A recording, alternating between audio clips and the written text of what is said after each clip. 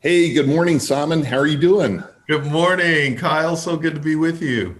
Hey, I love the display background, and I think I spot a Wheaties box with you on the face of it. That's pretty Yeah, cool.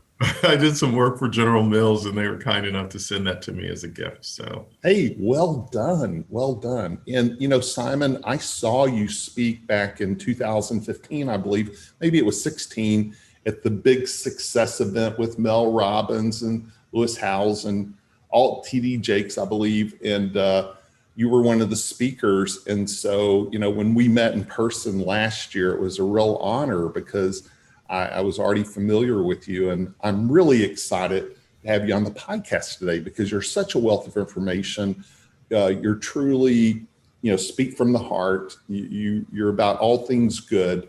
So it's just been a great pleasure getting to know you the past year. And I know we got a lot to cover today, but I'm excited to have you. thank you for having me. So, hey, I always like to ask people a little bit about their background because once I found out you were from Buffalo, I just had Chris Gronkowski on the podcast and he was from Buffalo, and Robert Helms, his wife, Kara Helms, is from Buffalo. And so it's like, who would have thought all these people I know are from Buffalo? But just give us a little background about growing up, and then we'll get into Disney and speaking and books and success habits and all those good things. So, I grew up in Buffalo, New York, and I'm a part of hashtag Bills Mafia. It's been a rough this, ride. this is our year. This is our year. Went to Catholic school growing up, St. James Catholic School. Mom and dad then put me in public school. And my freshman year in high school, I failed all of the classes. I went to McKinley High School and I went out for the football team and I got cut. I went out for the basketball team. They said, "You are not the next Magic Johnson." And I got cut. And I went out for track and field. And Kyle, they said, "You are too slow. You need to try cross country." So my freshman year was a total disaster. So mom and dad decided to transfer me to Bennett High School. And it was at Bennett High School where I met my English teacher, Miss Rita Lakis. And she said to me, "Young man, I want you to write a speech and give it before the entire school." And that teacher changed my life because she saw something in me that I didn't see in myself. I love hearing stories about teachers that have impacted people. I would say it's almost a common theme when I talk to people on the podcast. And sometimes teachers get a bad rap, but it's a tough gig because you've got so much scrutiny from all directions, and your hands are tied as well by the bureaucracy you're in. But to hear those stories of how she changed your life, how powerful. I am forever grateful and thankful because she saved my life, changed the trajectory of the direction of my life, and I'm forever grateful and thankful. And that was your freshman year? It And was a sophomore year. similar story to Les Brown as well, Mr. Washington that impacted his life.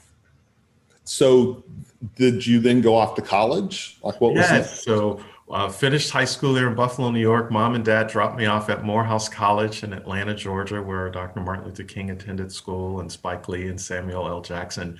And at the end of my freshman year at Morehouse, they called and said, "We don't have the money to send you back to Morehouse, nor do we have money to bring you back home to Buffalo, but we do love you." And so I dropped out of Morehouse, moved into a drug-infested community in the southwest part of Atlanta, Georgia. Only had a mattress on the floor, bright green beanbag from the 70s, a couple of milk crates turned over with a black and white TV on top of it, with a hanger hanging out of the back of the TV. It was probably one of the lowest points in my life. And I transferred my one-year credits from Morehouse over to Georgia State University, was working during the day, going to school at night, got a job at the front desk of the Days Inn Hotel, making a whopping $5.10 an hour, where they did leave the light on for you.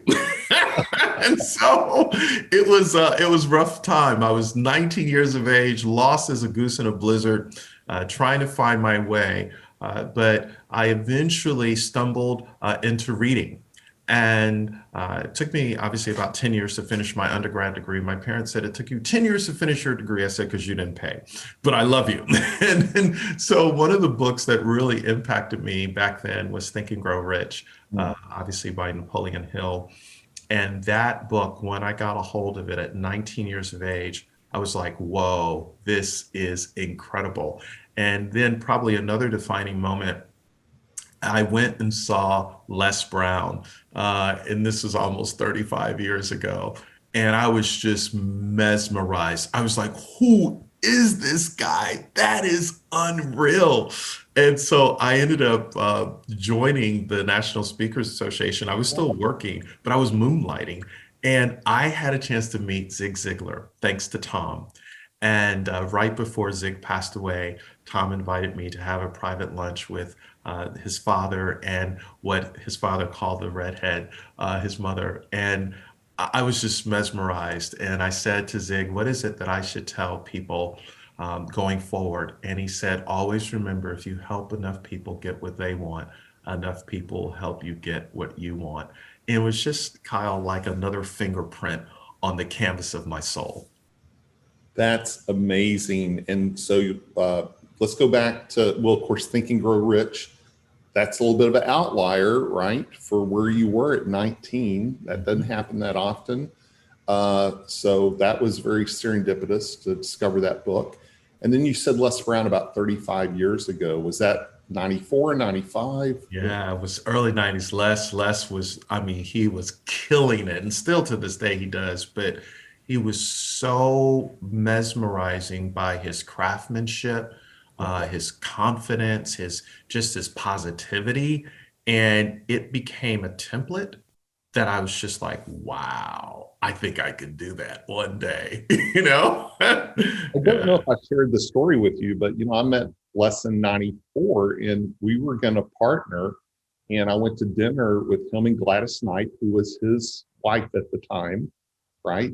So that was pretty cool. And then we did these things called music and motivation. And Billy Preston and Les Brown would do, and I would put on the event. And Billy had to have a particular organ that there was only like one in Los Angeles that we would have to find. And people would say, does it have to be this exact organ? Yeah. Billy, the fifth Beatle, said yes. And yeah, just one of the greatest memories ever.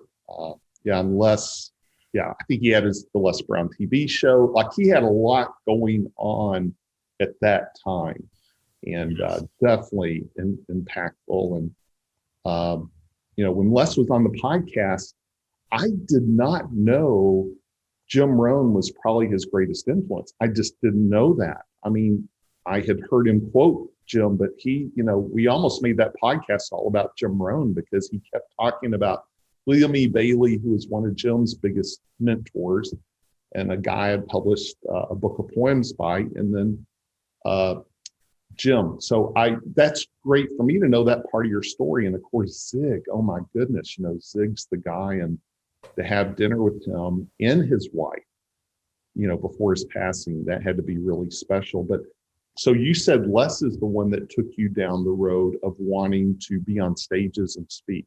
Yes. And I've got a Jim Rohn story. And it's so interesting we're having this conversation because I've never told this story before. So as you know, I worked at Disney. And when did you go to work for Disney? I worked for Disney for 7 years. And my last job was sales director and new business development director for the Disney Institute. Okay. So, so when I left Disney, I actually was invited to go and speak in Bozeman, Montana. I'll never forget this. This is 20 years ago. And who's on the program? A guy named Bill Bailey, who I had never met, and Jim Rohn. And there I am, somehow sandwiched in the middle of them. And I was just like a kid in a candy shop. I'm like, are you kidding me? And in fact, I was digging through some albums the other day and I found a picture that I was taken of me, Jim, Bill Bailey. It was just like, wow. Back then, it was 2003. I'll never forget it. Priceless moment. I remember the guy who asked to put that on, and I think it was just a dozen people or so. It was like a weekend. Yes. Greg Slavor was there. Greg's part of the inner circle, and he's flying. He called me yesterday. He's flying down this weekend, and he wanted to know if you were going to be there. But Yeah, that's amazing. And I actually did a lot with William Bailey. And before Jim passed away, I put together this tribute video where Brian, Tracy, Zig, Les Brown, the whole group, and then some of Jim's closest friends and people that had worked for him. And the one guy that couldn't make it to Dallas or LA to film was William Bailey. He was just, health was not good. So I flew down to Lexington, rented a car, drove hour and a half to the eastern part of Kentucky to his old family log cabin, and we spent half a day together. And Wow. That was such a precious memory. Bill probably passed away the next year, but Bill was such an interesting guy.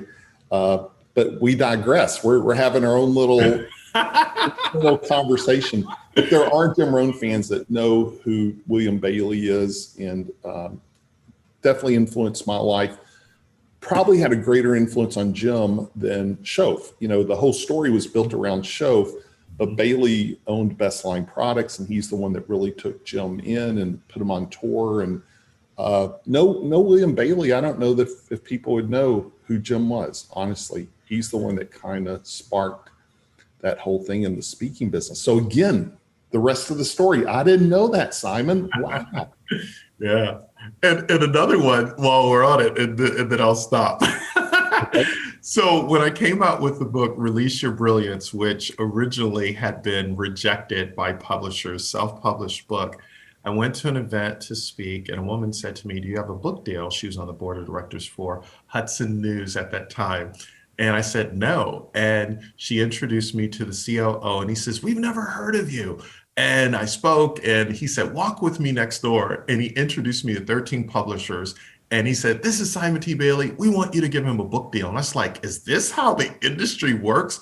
So fast forwarding, HarperCollins ends up releasing the book. And they reach out to Mark Victor Hansen to write the foreword to my book. And I had never met Mark, had always wanted to meet him. And that's how I got connected. So, Wow. Yeah. Very cool. Well, I love that. And that's amazing. And so this trajectory for you. So when you went off to college, what were you going to study? What was the major? Mass communications. My dream was to be the next Bryant Gumbel. Okay, there you go. Yeah. And again, this teacher in high school helped light that spark. And then you read Think and Grow Rich. Then you saw Les, and you joined National Speakers Association. What led you to Disney, and what year was that you went to work for Disney? Yeah, so Disney started recruiting me in 1994 over a 2-year period. 10 interviews, a 10-page psychological analysis from Gallup. And finally, they hired me after 2 years. And it's so interesting. I just had a conversation with the wonderful woman, Janice, that recruited me into Disney. She's still there to this day, has been there for over 40 plus years. And so they recruited me. I had 4 different jobs while I was there. One of the cool things I got a chance to do was go over to Disneyland Paris and work there for a few weeks with a client out of London. And yeah, so it's a fantastic time. So I was at Disney from 96 to 2003. And then what, did you leave Disney then to become a full-time speaker and author? Yeah, so I got a call December 10th, 2001. And whenever you work at Disney, you never talk to the media unless authorized. And a journalist said to me, "Where do you see yourself 10 to 15 years from now?" And I said, "I see myself as the president and CEO of the Walt Disney World Resort and eventually the chairman and CEO of the Walt Disney Company." And he puts this in print. So Kyle, the article comes out, page 12, Florida Business Trend Magazine, February 2002. Still Google it to this day. And there's my picture in the Mickey Mouse topiary behind me. And my boss calls me in the office and he's like, "What were you thinking when you did this interview?" His name is Larry. And I said, "Larry, I work at this company whose motto is, if your heart is in your dreams, no request is too extreme. For when you wish upon a star, makes no difference who you are, but obviously it does here." So funny today, not funny then. So you really believed it? Like that was your ambition? I I'm going to go for it, man. I'm working at the happiest place on earth. What in the heck, right? Yeah. And when I look at it, when I look back now, it was a lot of ego, right? I was way over my skis, right? Yeah. And I got a call from one of the senior vice presidents, and his name is Jim. And he reported directly to the president, Al Weiss. And he's like, Simon, this is really bad. Do you need me to go to Al to save your job? And I said, nah. I said, how bad is it? He said, if this article would have come out before the markets closed, people would be like, who's this guy that's in line to be president at Disney? I was like, no. So HR showed up a couple hours later, asked me to sign a piece of paper that went into my personnel file. And let's just say, Kyle, Disney didn't fire me that day, but about a year later, I heard the footsteps coming and they were not singing. It's a small world after all. So I thought it was probably in my best interest if I find my happiness elsewhere. Wow. Well, that whatever you want to call it, I don't know if you want to call it a mistake or just misalignment, whatever it was, definitely turned out for the best. And I can see that in a couple of ways. I can see, obviously, it helped you go the direction you've gone, which has been massively successful. Speaking to thousands of companies all over the world, highly paid speaker, 10 books, consulting, the whole thing. You've built an amazing team. But also, I would have to potentially submit that what you're calling ego and that ambition and that big thinking helped get you there as well. I talked to Darren Hardy where he said, some of his biggest challenges that he's not that proud of have actually been the catalyst for his biggest success. One being because of his desire to prove he's good enough. He had kind of the Steve Jobs thing of perfectionism to his mom. His mom left when he was young. His dad was a hard driving coach. He could never please. So his, makeup to be perfect and to try and prove he's good enough led to creating some pretty great things. And he said, I'm happy about it. I'll live with it. I'm more aware today of these catalysts, but those same catalysts are, part of the thing that's helped me become successful. So how you kind of look back and reconcile that whole thing in the same way, like the ego, the ambition actually served you well, even though it cost you a little bit too? I do. In fact, what I realize now is everyone has a cognitive bent, and my cognitive bent was leading me down this path all along. So meeting Zig and Les and seeing what I could become. And sometimes a person gets a snapshot of their future before they walk into it. And that's what I realize now. Wow, so powerful. So yeah, let's come present day. So getting in the speaking industry is a tough gig. It's a lot like the have and the have-nots. So many people are out selling, become a speaker. Well, you might as well be saying become a musician, become an actor. It really is the have and the have-nots. Although that doesn't mean a lot of people don't make a great living. Same would be true for actors and musicians. To get into that 7-figure range like you have definitely makes you, in that top, 1 or 2% of the speaking world. But the beginning, was it a challenge, and how long did it take you to get it off the ground? Tough business. Took me about 18 months to really get it off the ground. Now, mind you, when I left Disney, I left right when the country was going to war with Iraq for the second time. Corporations were laying off by the hundreds of thousands.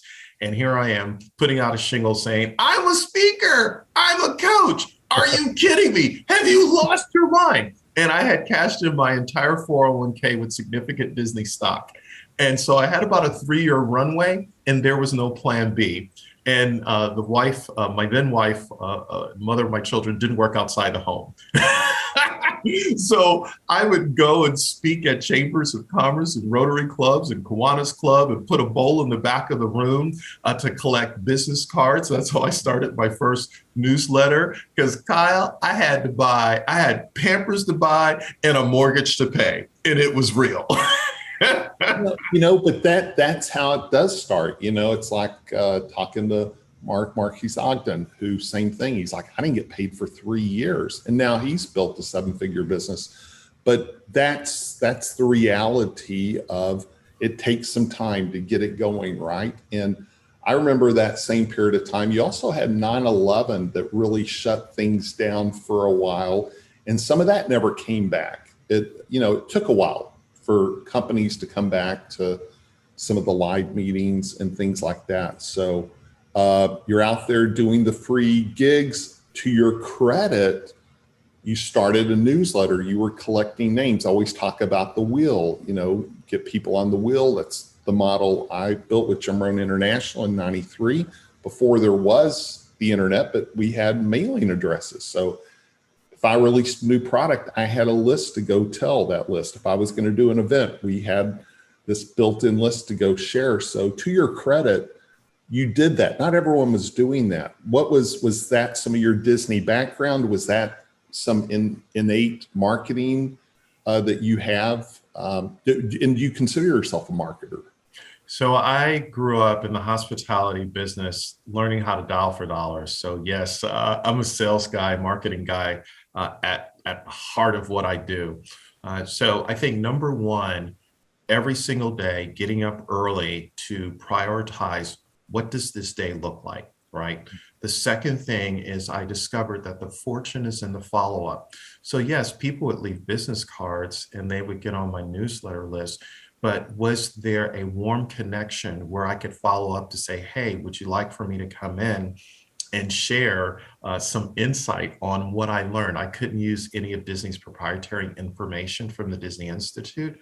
So I quickly realized I had to make an investment in an instructional designer who happened to work at Disney University, who was going out on her own. So quickly I hired her and I said, I've got these concepts in my head, but can we put some context around it so that it makes sense? And best investment I ever made, because she really kind of helped me shape my message, which was emerging some 20 years ago. Wow. And so in the beginning, you're dialing for dollars to book yourself to go speak, which is almost a guarantee. If someone's willing to do that, they will be successful. It's a numbers game. It's that pure and simple. And we could spend a couple hours about that, whether it's, getting the different list of conferences. I mean, it's all available, right?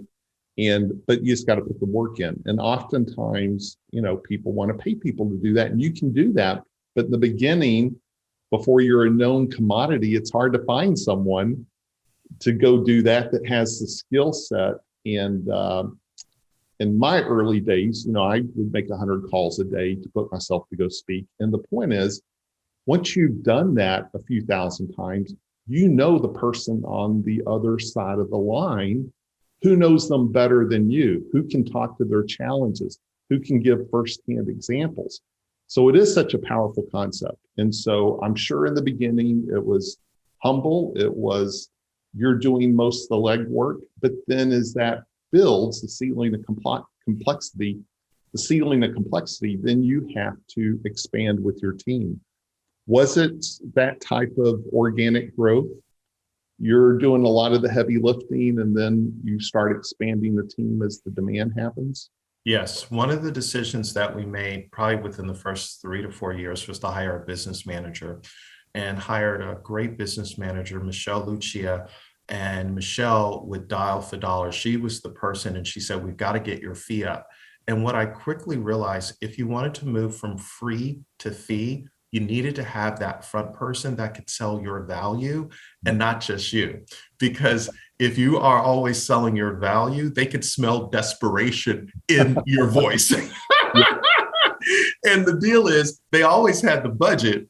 They just wanted to know, did you believe in yourself enough to ask for it? So Michelle became my front person and did an amazing job in just representing me and helping me. Michelle's are really hard to find, right?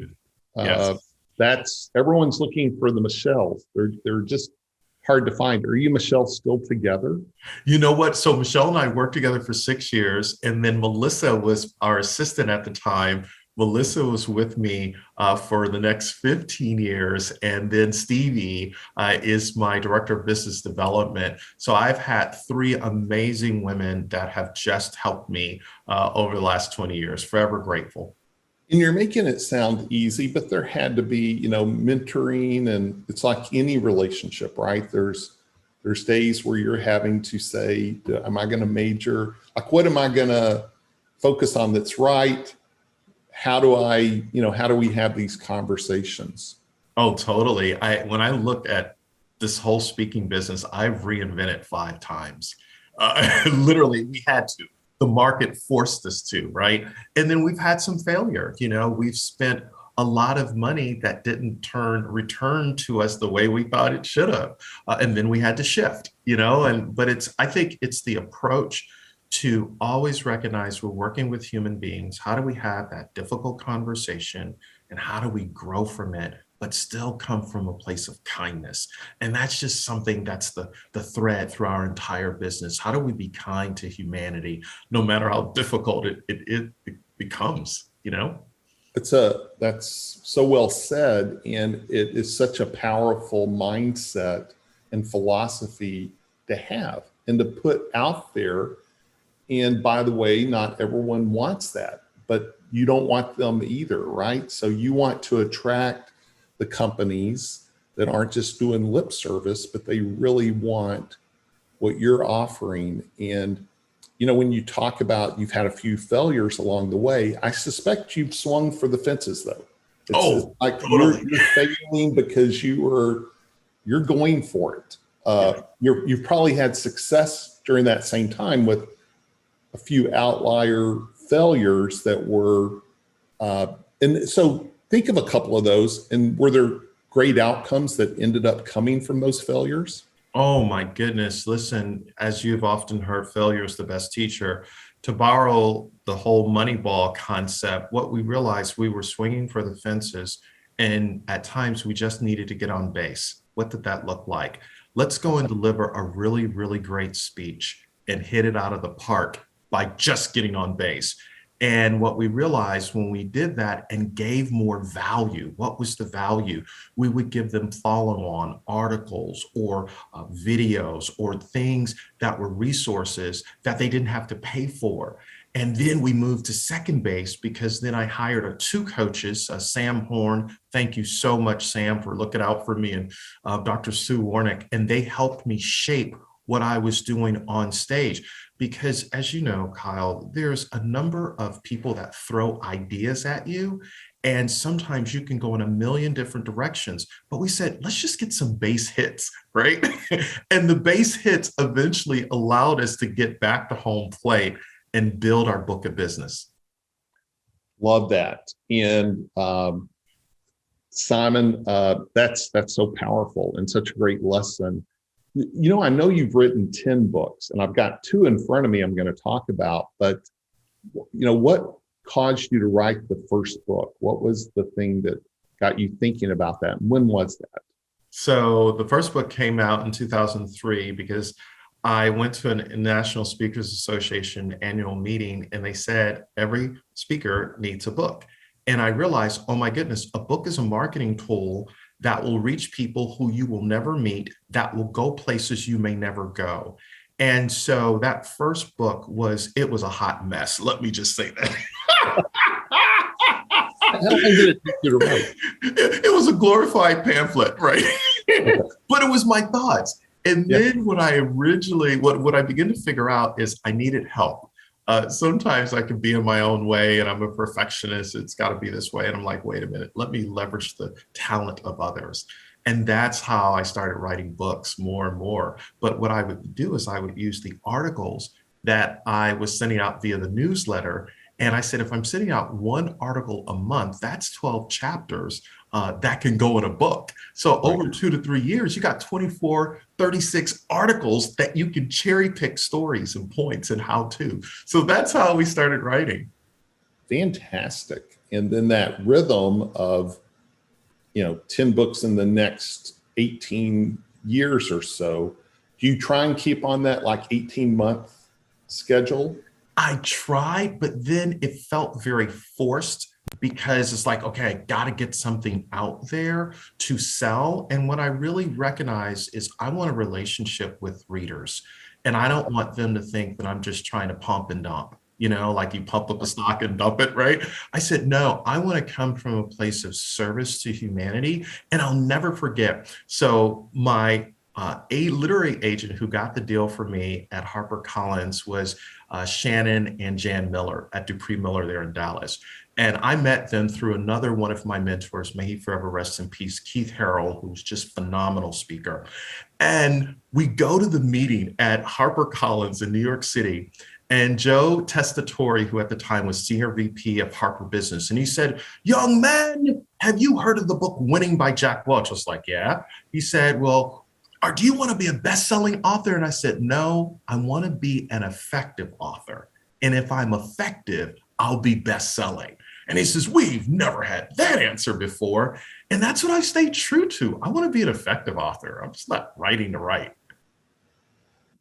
You mentioned a couple of names. I mean, Jan Miller's the biggest agent in the personal development space. Tony Robbins, Stephen Covey, Joel Osteen, and met Jan in '93. And I have a whole Jim Rohn story I'll save for later. But Keith Harrell, what was Keith Harrell? He was Mr. Mr. Fantastic, super fantastic. And he was in Atlanta. Is that how you met him? You were in Atlanta? What a great guy. Yeah, met Keith through a series of friends because he had worked at IBM. And so him being an IBM guy, he came out of high school the same year that Larry Bird came out. He was as tall as Larry Bird. Yeah. Just a wonderful human being. Yeah, I don't know, why he passed so early. I don't know the story on that, but it was really a sad day. And, but that's very prolific to write that many books. Do you have like a muse or do you have like an avatar for when you're thinking of doing that many books, like a Seth Godin or someone that is able to take different points to talk to his audience? Yeah, so probably the person that I think is just brilliant is John Maxwell. I mean, look at how many books he has released into the world. And so John Maxwell, and then one of the people that I shared the stage with early on was the late, great Dr. Stephen Covey. And so between those two, I've just really have been impacted by their approach. Yeah, love that. And so I know, well, first of all, back in December, you spoke at the Inner Circle, and that book was Be the Spark, 5 Platinum Service Principles for Creating Customers for Life. Powerful topic.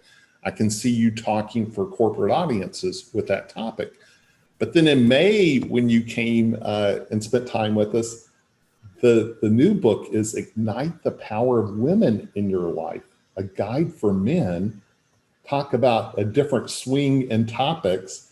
And again, I think that's also part of your corporate audience. Maybe not, that might be more of a personal development audience.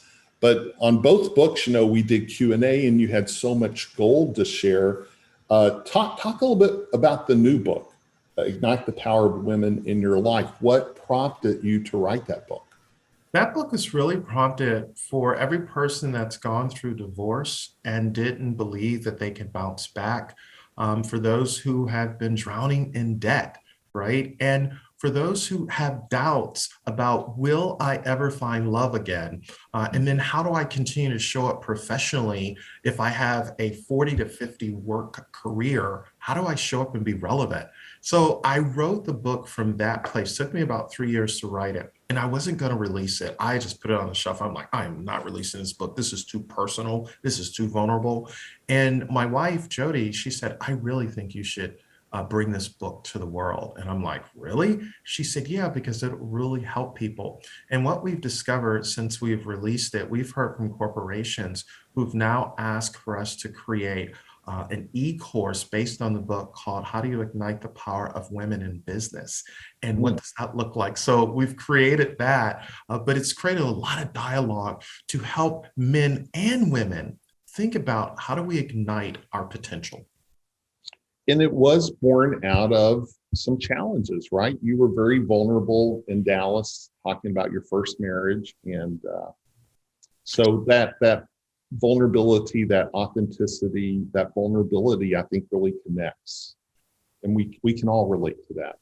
Yeah, I wrote the book, after being married for 25 years, and my then wife said to me, "You give everybody the best of you, but you give us the rest of you, and I don't want the leftovers anymore."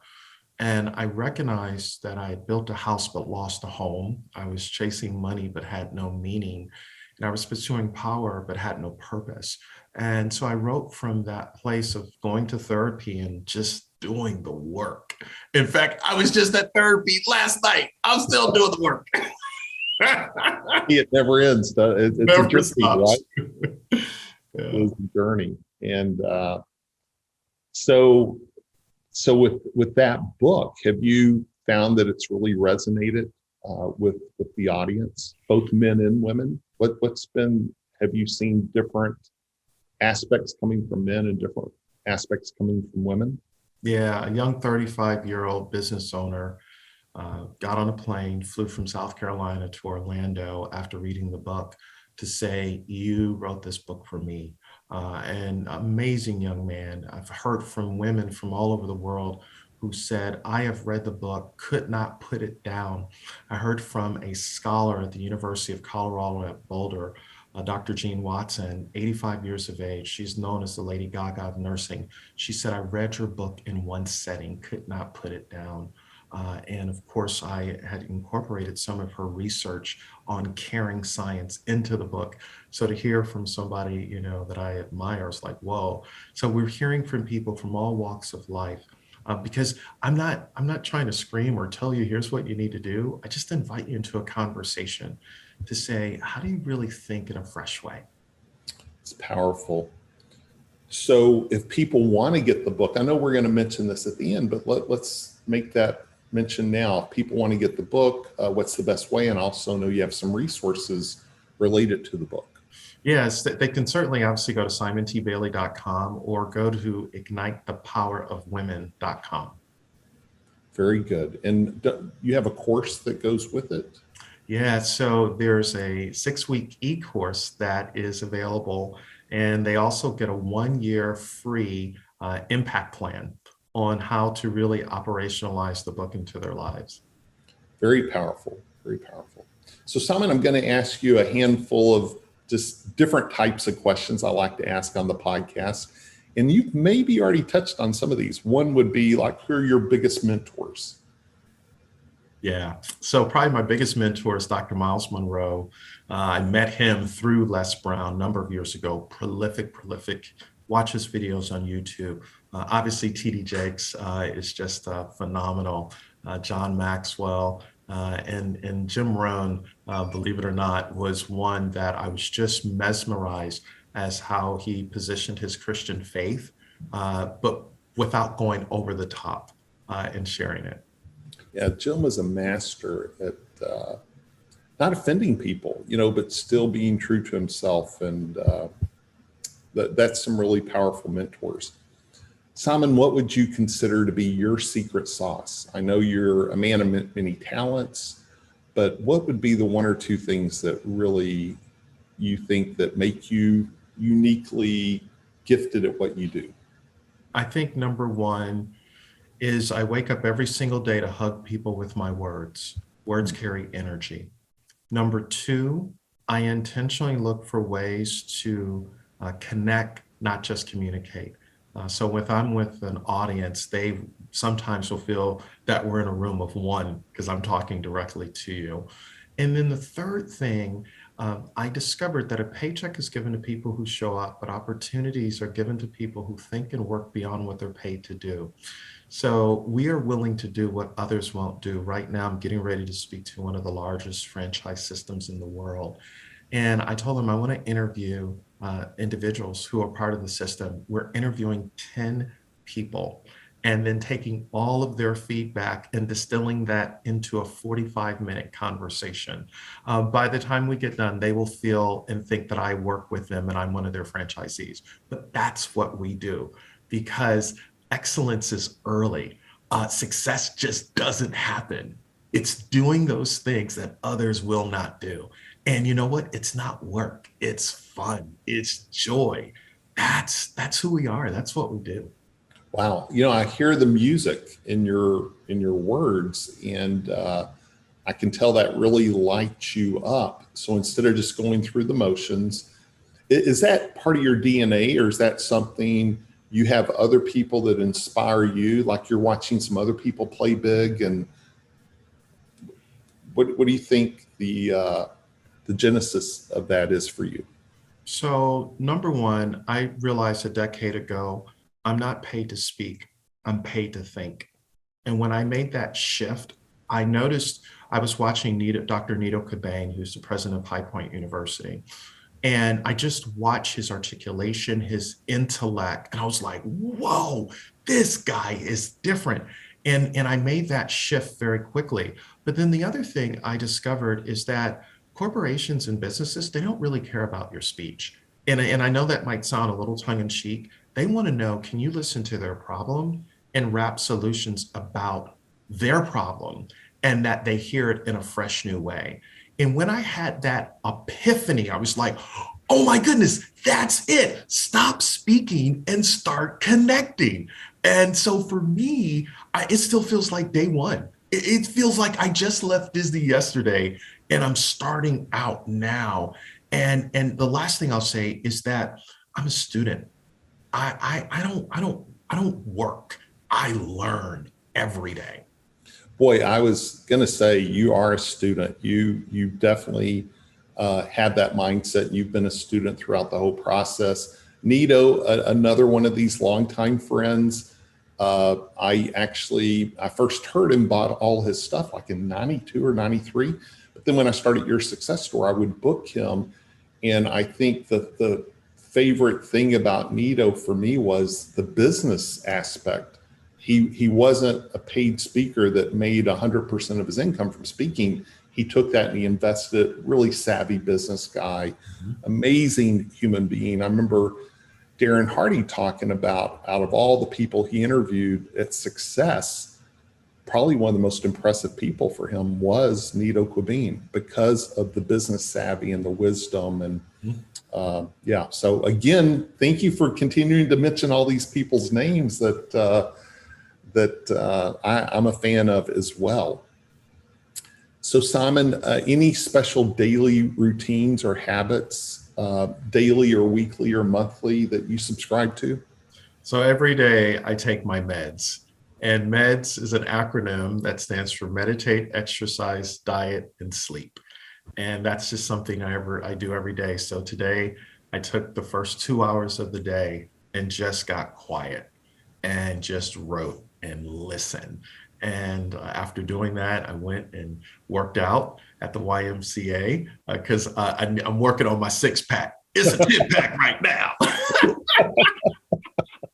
No, the one area where I'm struggling in, and I've got to make some adjustments after seeing my doctor, is sleeping, because I start my day at 3 a.m. I'm up, at 3 a.m., like ready to go. And I probably should really sleep until 4:30, maybe 5. So no young kids in the house, evidently, right? yes. So the key to getting up at 3 is going to bed early. And when you're on the road, you can't control that. When you're speaking for other companies, do you still try and stay on that schedule when you're on the road? No, it changes a little bit, but I do try to be in bed between 9 and 10. And so to get up at 3, that's a pure intention, or are you wired to just get up all excited and wanting to tackle the day? Wired, yeah. And what I realized, I need just that quiet time, just to go through the thoughts in my head and to just write in my journal. And I have an app called Day One, no affiliation with them, but I just love the app. I write in the app just what's percolating, what's happening. Love that. I begin my first 2 hours similar. I go outside and sit, and I have my journal and I have my intentions, and it's a little different every day. I'm not really into guided meditation. I should be probably, but so for you, what's that look like on the meditation part of it? Is it just trying to get quiet, or is it guided meditations, or a combination? I start with the Bible app, and the Bible app has just a quick 3-minute video that I watch, and then a prayer, that I pray. And then I'm also reading the Bible through in a year. So there's some specific scriptures that I'll read each day. But something I learned from my friend Dave Martin, who's a mentee of John Maxwell, was to read a proverb every day that corresponds to that particular date. So I read Proverbs today, and that just really spoke to me personally and business-wise. Wow. Is faith always played a role in your life, or is that after you hit some major roadblocks that got you looking in that direction? I think two things has probably driven me to this point. Number one, I come from 3 generations of pastors and preachers. That's just Okay. my background. And when I was conceived in my mother's womb, my mother told me that my grandmother, my father's mother, prayed for me for 40 years with her prayer partner every single day. So she said to me, there are some things you will not be able to do because of your living on the compound interest of prayers that have been prayed. So yeah, it kind of runs deep for me. How powerful. Are your parents still with us? My mother is, my father transitioned a few years ago. So they both gotten to see your success, though. And Yeah, yeah. And I incredibly always wanted my proud. dad's approval. And he told me on his deathbed that he loved me and believed in me. He was so proud of who I had become. That's amazing. So I guess final question, Simon. What makes you happy? You know what makes me happy is when I hear from people all over the world, and it kind of hits me because it will be just that day where I want to quit. And I know we're talking about success, but if you've never had a moment when you wanted to throw in the towel and say, I'm done, forget this, this is crazy, I get an email, a text, a post, or someone that read my book. And they said, as a result, I was able to do X. I had a person send me a note saying they almost committed suicide and they read one of my books. And what I had forgotten, I've just kind of had my head down doing the work and just doing what was in my heart, right? And to hear from people who maybe 4 or 5 years ago, they read something and they're just now responding to say thank you, that makes me happy. Like, okay, I guess we'll live to fight another day. No, that's so good because we talk about how it's, we often diminish ourselves, we diminish our story. We don't put ourselves out there on social media or whatever because we don't want to be judged oftentimes. But it's the people that actually do respond that we do connect with. I know you do reels and stories on Instagram that I follow. And that might not be everyone's cup of tea, but for the people that you're feeding, like myself, it means so much. And you never know when you're going to catch someone, right? Where it really makes a difference, or the speech you give, or the book you write, or the article, or the podcast. So that's so powerful. And kind of a follow-up to that, I suspect you're grateful most of the time, or is that something you have to be intentional to begin the morning with? Okay, what's right in the world? Like for me, I used to always begin my mornings with gratitude. Now I've transitioned to ending my days with gratitude. So like when I go to bed, it's really been powerful, and it does help me go to sleep faster too. I just lay in bed and think about, I start naming them on my fingers, sometimes it's 30, 40, 70, things I'm grateful for that happened that day. And it could be making a phone call.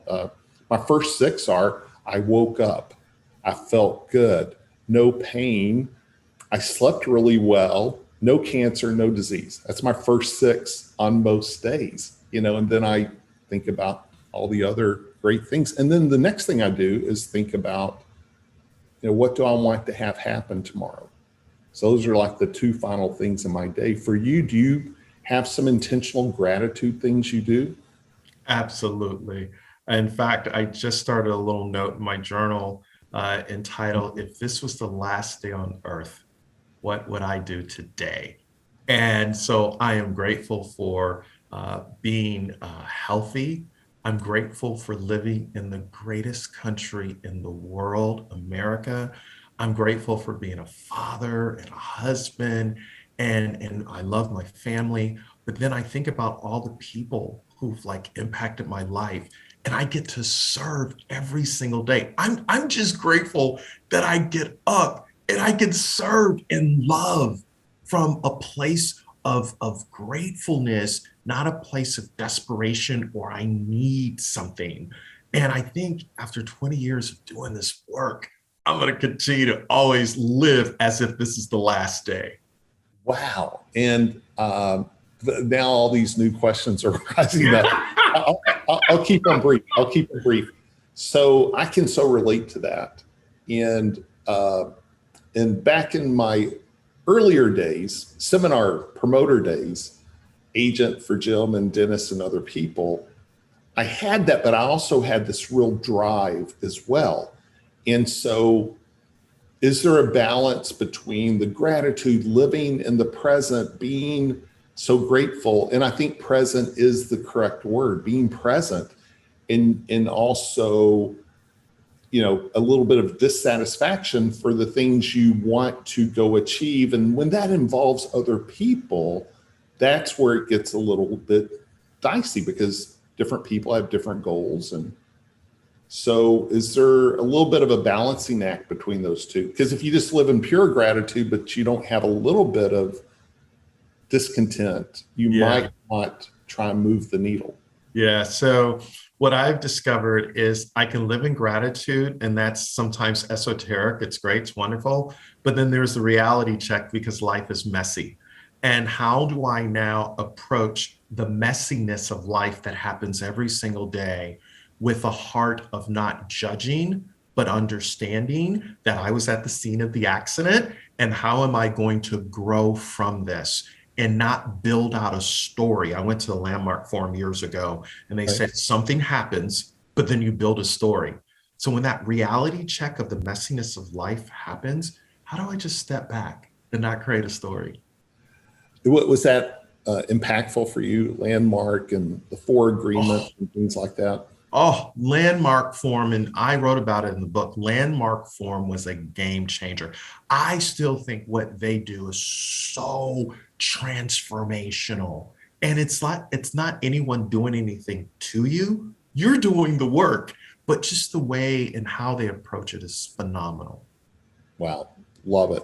Well, Simon, I could go all day. I know you have a tight schedule. I do as well. It's been such an honor to have you on.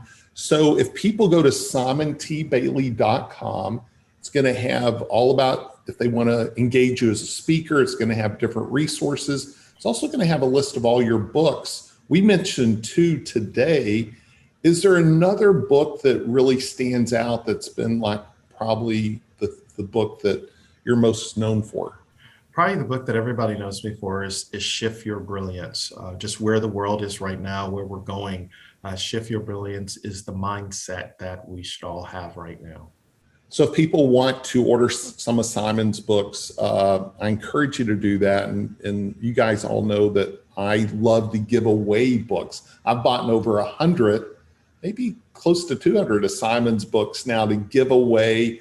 So go ahead and don't just buy one book, think of other people. And I always say, once you give a book away to someone, every time they look at that book, they're going to think of you. So go buy multiple books, especially the new one, Ignite the Power of Women in Your Life, a guide for men, but it's for men and women. This one will make a difference and people will thank you. And they can also get that book at ignitethepowerofwomen.com. Is that correct? That's correct. And then you have some other resources related to that. Anything else if people want to engage with you? Instagram, what's some of your favorite social? So I'm big on LinkedIn. LinkedIn, I think, is where the world meets to talk about business. So certainly LinkedIn. Instagram is 2 places I really live. Simon T. Bailey is your Instagram handle. Well, thank you, my friend. I'm going to see you in 2.5 weeks. So I'm excited about that. That's a whole different topic. Thanks so much for taking the time to be with me and to be with the audience. Thank you, my friend.